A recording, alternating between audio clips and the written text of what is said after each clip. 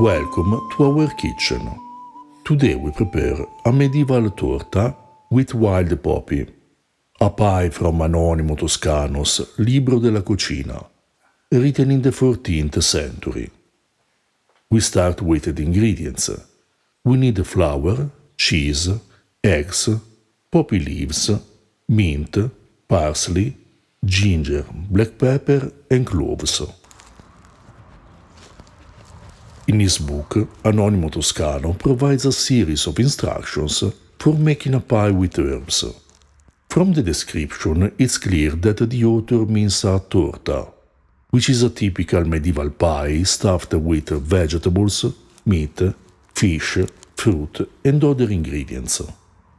A torta is made with one or more thin crusts and resembles more lasagna than modern pastries. The crust is usually made with only flour and water, although Anonimo Toscano also mentions the possibility of coloring the dough. In other medieval sources, such as Anonimo Veneziano's Libro di Cucina and Johannes Bockenheim's Registrum Coquine, saffron, eggs, and herb juice are used to make the dough yellow and green. We blanch about 300 grams of poppy leaves and mix them with 200 grams of cheese, the aromatic herbs, the spices, 2 eggs, and 2 pinches of salt. You can use any type of cheese you like for this recipe, such as pecorino, parmigiano, caciotta, provola, or primusale. The proportions can vary according to your preferences, since there are no specific instructions about how to mix these ingredients. If you like, you can also color the dough with herbs. Pound them in the mortar, add half a cup of water and strain the juice. Then use it instead of water to prepare the dough. As an alternative, you can beat an egg yolk and brush it over the torta before baking to obtain a nice yellow color. Anonimo Toscano calls this dish erbolato or erbata and writes that it's a pie made with flowers and herbs, with the addition of cheese, eggs and spices. The choice of ingredients is up to the cook.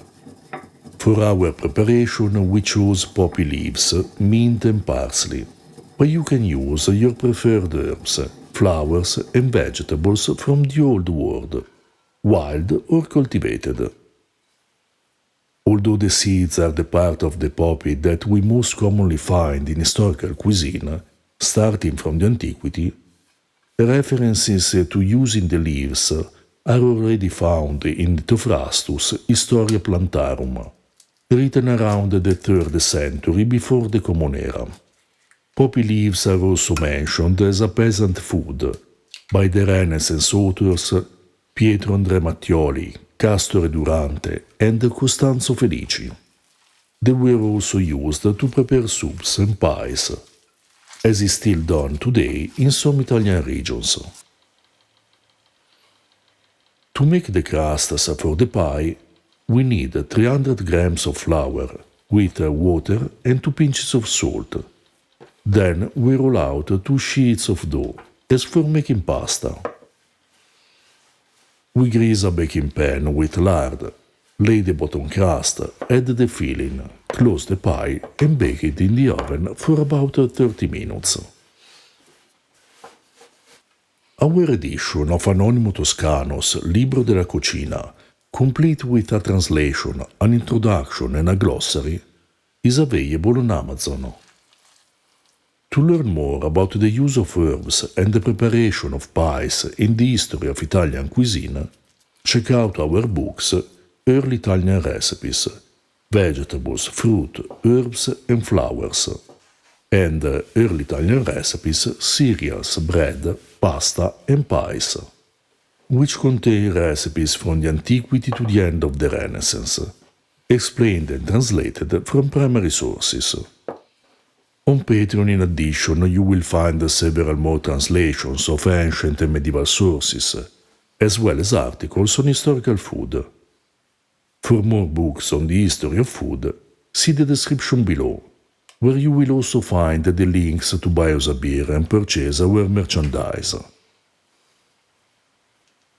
This medieval pie was amazing, with the intense aroma of spices blended with the delicious flavor of the poppy leaves and mint, which was balanced by the cheese. It's a dish worth trying in many variations, with different herbs or flowers, according to seasonal availability, to experience the incredible flavor combinations typical of medieval cuisine.